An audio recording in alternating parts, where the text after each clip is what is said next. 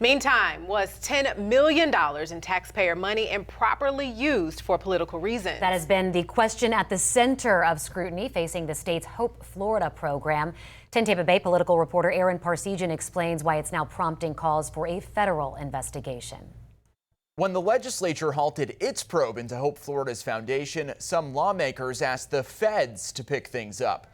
Now, 2 members of Congress are echoing those calls. It sure looks fishy. Democratic Congress members Castor and Darren Soto signing on to this letter to the Inspector General of the Department of Health and Human Services, urging a federal investigation into $10 million Hope Florida's foundation received as part of a larger state Medicaid settlement. Money then granted out to 2 groups who around the same time donated millions to political efforts championed by the governor. It is unlawful to divert Medicaid funds away from patients and providers. So I've asked to take a look into if there are any laws that are being violated, to hold folks accountable and to try to recoup the dollars that rightfully should go to patients and providers. The new D.C. scrutiny comes after a legislative probe in Tallahassee where some lawmakers alleged possible crimes. A conspiracy to commit money laundering and wire fraud, and that several parties played a role in the misuse of $10 million in Medicaid funds. First Lady Casey DeSantis, who spearheaded the Hope Florida program to help Floridians get off government assistance, last week said claims of wrongdoing were slanderous, false accusations, political attacks, according to Governor Ron DeSantis, citing this letter from ACA, while noting,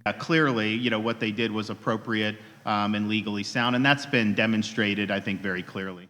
It will be a wait and see on if the feds will look into this. Meantime, the DeSantises have been continuing to champion the effort they claim has helped tens of thousands of Floridians connect with resources. Aaron Parsegian, 10 Tampa Bay.